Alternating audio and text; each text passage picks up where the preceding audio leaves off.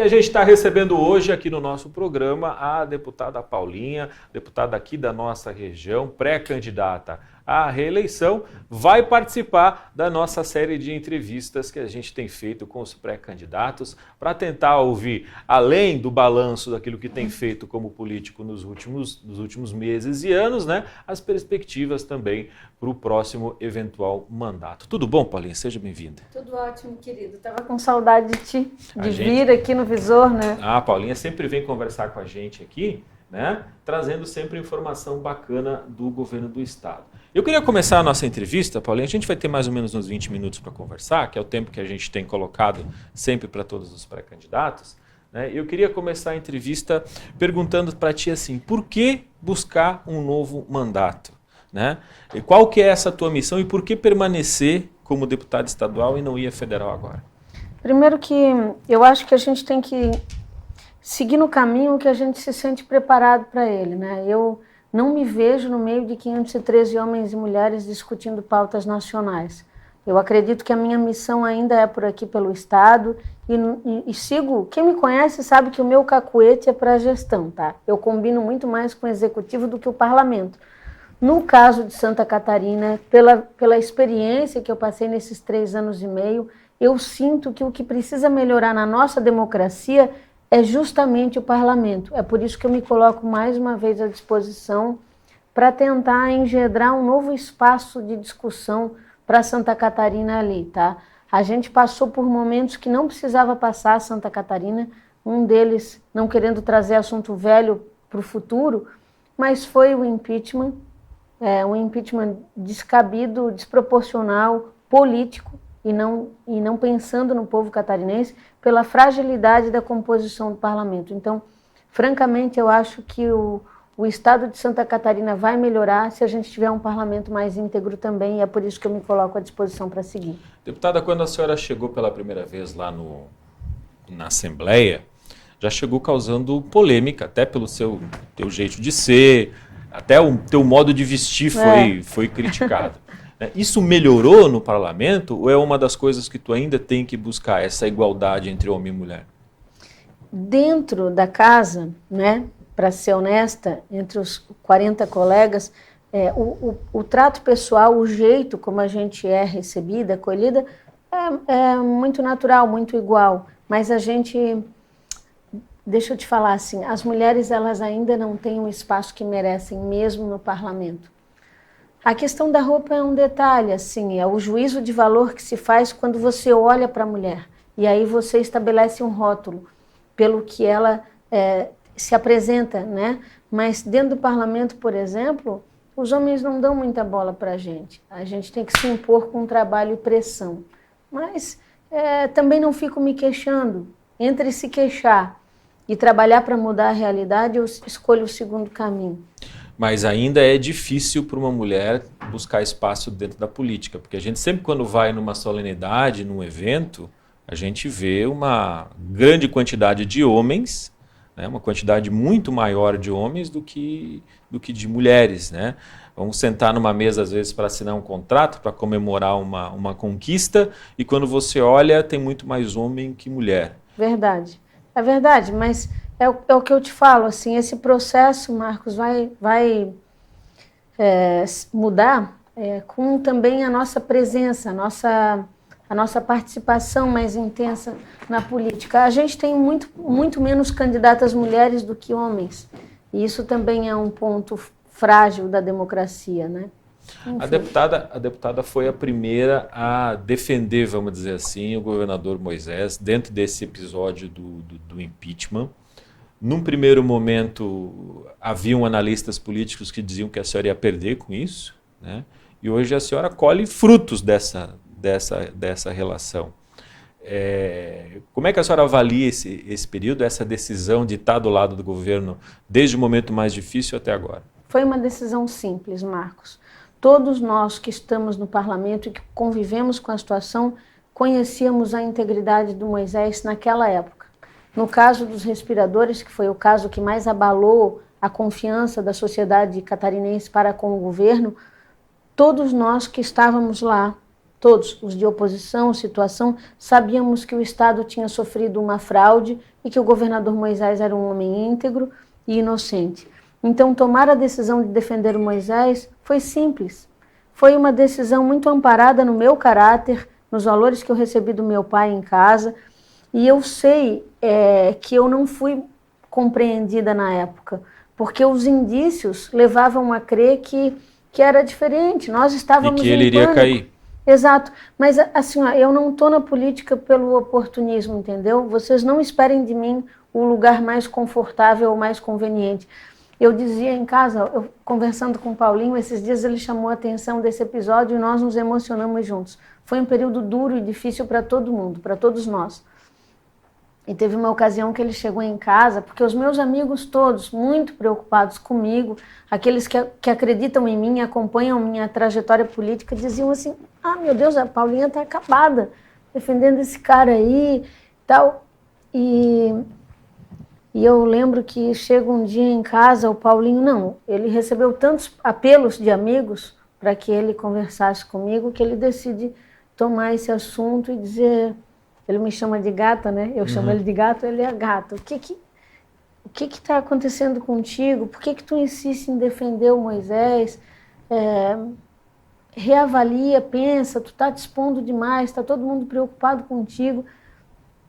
E eu virei para ele e disse isso. Eu simplesmente disse, gato, eu não consigo fazer diferente. Eu não consigo... condenar um inocente, é simples, é só isso. Então eu estou fazendo esse relato aí um pouquinho mais demorado para as pessoas, para justamente dizer que desde sempre nós conhecíamos a integridade do governador e hoje Santa Catarina colhe frutos. Nós nunca tivemos, eu fui prefeita 2 vezes, pessoal, nós nunca tivemos tanta disposição de recursos para as cidades como temos agora. Isso é fruto de reflexos econômicos positivos, a própria diversidade da nossa economia catarinense, enfim, mas muito também da gestão. A economia direta, por ações de governo, ela passa de R$1 bilhão por ano, e esse recurso que agora está sendo devolvido para os catarinenses. O governo é municipalista, agora está fazendo PIX, tem alguns que contestam, mas assim, pessoal, eu tenho dito... Governo não é banco, dinheiro não é para ficar guardado no cofre público do município ou do estado. Esse dinheiro que é pago por impostos, por nós, tem que ser devolvido para a sociedade no menor tempo possível. E a parceria com os municípios tem permitido isso. Mais ou menos nessa época, a senhora também foi expulsa do PDT. É verdade. Né? Isso teve relação... A expulsão do PDT teve relação com a história do Moisés e se você acha que eles se arrependem de ter te expulso hoje? Olha, eu não sei se eles se arrependem, mas quem me expulsou talvez não, porque a justificativa, o pretexto era o Moisés. O que aconteceu naquela época? E trazendo a questão de gênero para a pauta, assim, se espera, a sociedade espera das mulheres o que elas são em casa. Nós somos boas mães, nós somos boas esposas, mas essa mulher boazinha, quando vai para a política, ela precisa se posicionar e confrontar o sistema. Esse confronto não foi bom para o PDT. O PDT queria que eu, em troca do apoio ao Moisés, cobrasse algo. Eu não achei justo, porque eu não acho que você tem que defender ou ajudar alguém pensando no que você vai ganhar em troca. Não faz parte de mim isso aí. Ali começou o desarranjo da relação, né? E foi muito difícil. Até hoje eu tenho dificuldade de falar sobre o assunto, afinal de contas foram 32 anos de filiação partidária. Eu entro no PDT com 13 anos de idade, né? Então, assim, talvez eles não se arrependam, porque o pretexto foi esse, mas o motivo de fato era a preservação do mandato do meu colega, que é deputado estadual também, o Rodrigo.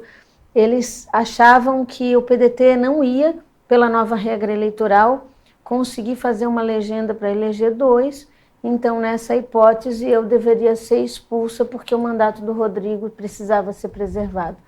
Então, assim, tem muitos detalhes, tem muitos pormenores, por isso que muita gente corre da política quando se aproxima dela. Tem muita muita gente boa que faz um mandato de vereador e depois nunca mais quer saber de patavina de política, porque o bastidor é muito xarope, entendeu? Tem muita puxada de tapete. Mas enfim, acho que no fim, a fé, né? A fé, e aí venho eu falando de Deus em tudo. Mas eu sempre acho que não existe uma porta que se feche sem que se abra uma janela. Eu acho que, por fim, foi bom para mim essa expulsão, porque o PDT vem apodrecendo ao longo do tempo, aqui em Santa Catarina mais que tudo. E o que eu contesto nos partidos políticos não é só no PDT, entendeu? O partido político não pode fazer uma propaganda bonita para a rua, entendesse? Defender uma pauta bonita para a sociedade e nas internas fazer coisa feia, entendeu? A sociedade está clamando por mais transparência, por mais verdade. Então, mesmo com as nossas imperfeições, eu acho que a gente tem que se apresentar como somos para a sociedade brasileira, né? E o PDT perdeu essa capacidade faz muito tempo. Eles defendem uma pauta ideológica da educação, dos trabalhadores, não sei mais o quê, mas nos bastidores eles negociam e vendem o partido para qualquer um que puder pagar o preço, mesmo aqueles que não têm nada a ver com a gente. Deixando a ideologia de lado muitas vezes. Então, foi até bom para mim no final das contas. Mas você se considera hoje, você acha que está confortável no partido que você está hoje? Você tem tido abertura para fazer o que você gostaria de fazer? Né? Isso está tranquilo para ti, inclusive com as parcerias que têm se formado a partir de agora? O Podemos é um partido muito leve. Eu fui bem recebida. A Renata Abreu, que é a presidente nacional, uma pessoa incrível. E aqui no Estado, como a gente está nesse assodamento eleitoral, esse bolo, né? Porque a gente tem aí 11 semanas até a eleição, ninguém está dando a menor atenção para o partido. Essa que é a grande verdade. O nosso mandato é um mandato muito louco, assim, eu vou dizer para ti, de certa forma, porque, Marquinhos, a gente nunca teve apego partidário. Eu não consigo nem me lembrar a maioria dos partidos políticos das pessoas, dos vereadores, dos prefeitos que eu atendo. Eu me confundo, porque eu me preocupo com pessoas, com gente e com as histórias que elas têm para contar, entendeu? Então... Você acha que o eleitor vai nessa linha também esse ano? Eu, com certeza absoluta. Se eu que sou eu, que estou no meio da política, não aguento mais partido político, imagina o povo. Eu acho, de fato, que cada vez mais as pessoas estão preocupadas com o CPF. Não que os partidos políticos não tenham a sua relevância. Mas já era aquele tempo que tu votava no MDB desde sempre, ou no PP, os partidos mais antigos, né, que tinham aquela tradição. Isso já foi ruindo. O eleitor, ele quer se identificar com o que o candidato representa em primeiro lugar, né? Eu não tenho coragem de votar numa pessoa do Podemos só porque eu sou do Podemos. Eu não consigo, entende? E eu acho que se os partidos políticos não se atentarem para o que está acontecendo, eles vão ser engolidos pela população já já. A Paulinha é, digamos assim, a única liderança da região da Anfre, né? Que é da Anfre realmente, né? Representando a Anfre, embora tenha o nome estadualizado. Você acha que a região consegue fazer mais um representante além da Paulinha e acha que consegue fazer um federal? Eu torço por isso, mas acredito que nesta eleição a gente tem um cenário melhor arranjado. Nós temos muitos bons nomes aqui à disposição também, tanto para deputado estadual quanto para federal. Para federal, a gente tem uma nominata mais frágil, me parece. Uhum. Mas a gente tem a oportunidade, sim, de eleger representantes para amplificar a nossa bancada. E seria ótimo, viu, pessoal? Eu pergunto isso, deputada, porque a gente vive uma situação em que muitas coisas precisam ser conquistadas, não só para a região, mas para o estado todo.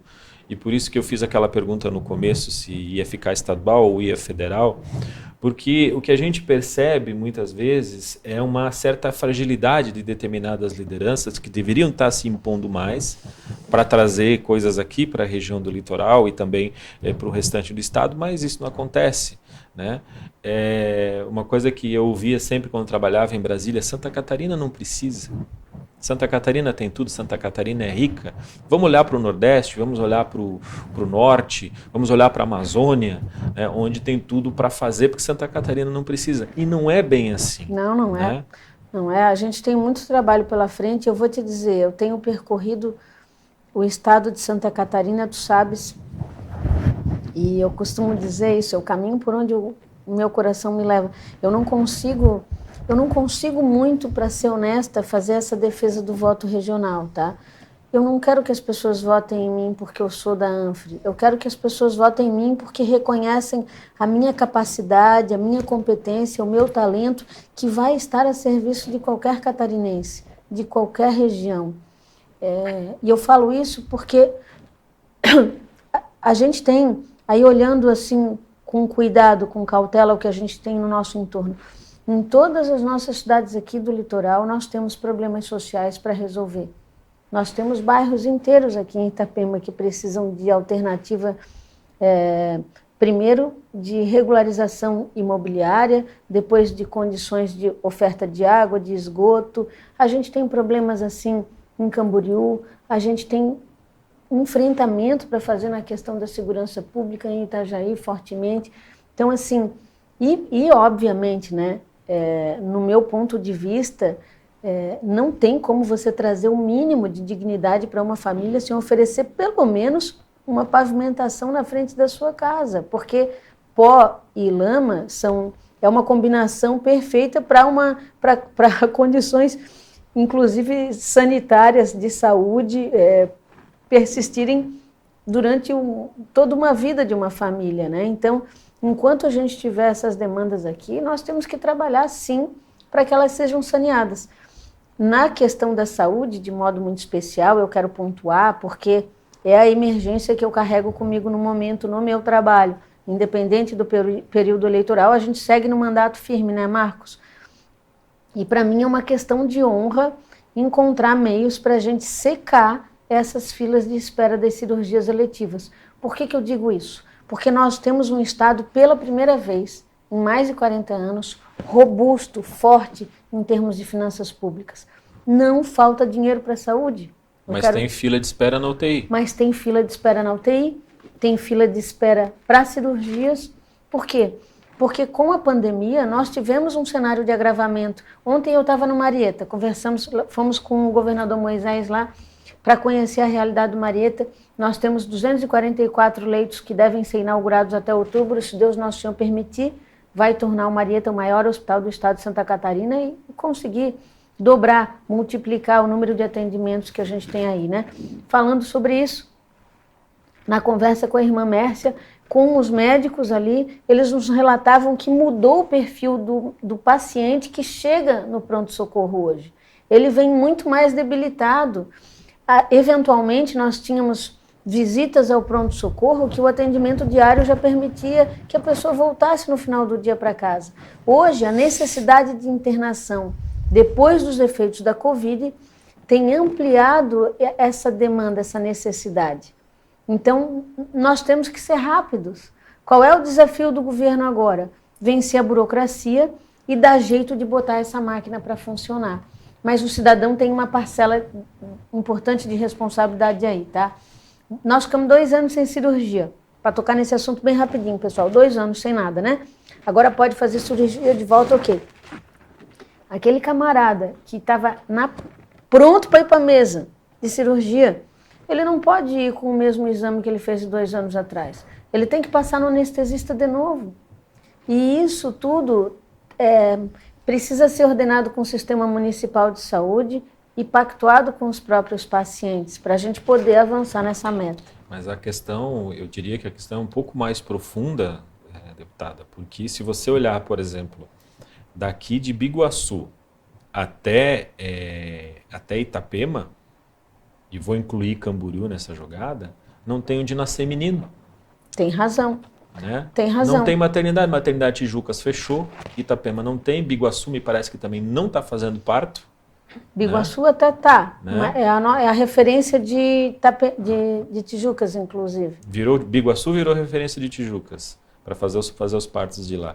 Então é uma situação que me parece que aumentou a fragilidade do atendimento mais básico e mais simples até para o mais complexo, né? E eu entendo que demora para construir unidade de saúde, mas eu vejo que o maior problema hoje é a demanda de gente para fazer as coisas acontecerem. Sabe que a minha filha mais velha nasceu no Hospital de Itapema, né? Há 25 anos atrás. Há 25 anos nascia criança aqui. Quero fazer esse relato, inclusive. E, de fato, nesse eixo, e foi um parto excepcional, foi muito bem feito. Nesse eixo todo, nessa diapasão, o quanto nós não crescemos, e, de fato, a gente fecha algumas portas de serviço, transfere para outros lugares. Sim, isso é uma questão que a gente precisa enfrentar, não há dúvida alguma. Mas ela passa muito também pelo custeio da saúde hoje, né? Não dá para você sustentar uma maternidade em Tijucas, uma em Itapema, uma em Camboriú. Aí a gente também não consegue. Mas a gente já tem no Vale do Rio Tijucas e não vou nem falar a Anfre como um todo, porque nós temos aí outras maternidades para frente, mas aqui no nosso eixo da Costa Esmeralda, entre Tijucas e Itapema, com certeza absoluta, a gente teria viabilidade econômica para colocar uma maternidade de pé. Tijucas hoje tem uma dificuldade porque o próprio hospital se vocacionou para outras frentes. A decisão de abrir mão da... Cometeu um erro estratégico terrível. Eles abriram mão, eles trocaram o serviço da maternidade. Porque o que acontece? Eles não estavam conseguindo bancar a despesa da maternidade na época, tá? Por quê? Porque as nossas crianças aqui de Bombinhas, de Porto Belo, de Itapema, não nasciam lá. O número de partos que eles faziam não era satisfatório para pagar a despesa. Então, eles fizeram uma reunião com os secretários de saúde da região e programaram, em 2011, isso aconteceu já, a despactuação do serviço. Então, não foi do dia para a noite que a maternidade foi fechada. Faltou inteligência regional de a gente dizer, não, se falta mais 20 partos aqui, então Bombinhas e Porto Belo vai para lá. Desloca para onde desafoga o RUT. Porque hoje você tem lá dentro daquele hospital a estrutura parada, fechada, né? Sala de cirurgia trancada. Uma vergonha diante da necessidade que a gente tem de saúde na região. Mas, deputada, daqui a pouco a gente conversa a manhã toda aqui, né? Eu e tu se deixar, eu estou tentando fazer o mesmo tempo para todo mundo que vem conversar nessa nossa série. Eu queria deixar a câmera para a senhora mandar uma mensagem para as pessoas que estão ouvindo. É claro que não pode pedir voto ainda, né? Faltam alguns dias ainda para poder pedir voto, mas deixar a sua mensagem, fazer de repente um balanço, falar daquilo que pretende fazer daqui para frente. Então, assim, Gente, eu quero deixar uma reflexão aí para vocês, né? A gente sabe que há muito ainda por fazer por Santa Catarina. Aqui, especialmente na nossa região, nós temos um problema gravíssimo que precisa ser enfrentado, que é a nossa condição modal. Nós precisamos ter uma outra alternativa nesse eixo de 101 aqui para uma estrada, vamos dizer, uma alternativa paralela a ela, e a gente tem esse planejamento nas mãos. Nós estamos fazendo esse enfrentamento duro na questão da saúde. As nossas escolas estaduais precisam ser ampliadas, é um outro desafio aqui nesse eixo. Aqui em Itapema mesmo, nós temos 2 únicas unidades estaduais. Nós já estamos trabalhando para que 2 escolas sejam construídas aqui em Itapema do estado. Tá? Uma das escolas, inclusive, em péssimas condições de infraestrutura. Que é o Anita. Sim, que está sendo reformado agora, inclusive, sob a nossa intervenção, e terá a sua nova unidade construída. Assim, eu podia falar de 1000 coisas que estão sendo planejadas nesse momento pelo governo e que tem a nossa digital para melhorar a vida, para impactar positivamente na vida de todos vocês. Mas eu prefiro me concentrar numa outra reflexão. A gente não vai mudar esse estado de coisas que a gente enxerga na política se cada um de nós, se vocês que estão em casa, não se darem conta da sua importância nesse processo também.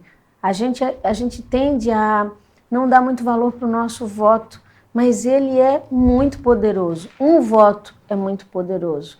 Então, o meu pedido para vocês é que vocês analisem esse cenário, dizer que a gente vai seguir nessa luta pela região, pedindo o apoio de vocês, sim, e pedindo o apoio de vocês também para a continuidade do governo Moisés, que tem nos dado a maior das obras, eu penso assim, que é o respeito, a responsabilidade com o recurso público, com o dinheiro público. Gente, assim, ó, não basta apenas competência para você agir e resolver um problema. Você precisa ter recurso. E o governo tem hoje, porque Moisés teve a capacidade de dar esse passo relevante e ferir frontalmente o sistema, se vocês conseguem me compreender. Então, eu acho que nesse ano aí o meu pedido é que vocês realmente se envolvam, partilhem do que está acontecendo para que possam tomar a melhor decisão aí na hora de votar, né, quando chegar o momento.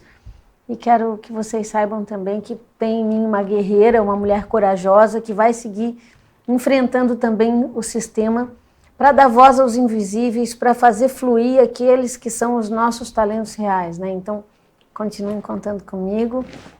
Um beijo repleto de amor e fiquem todos com Deus.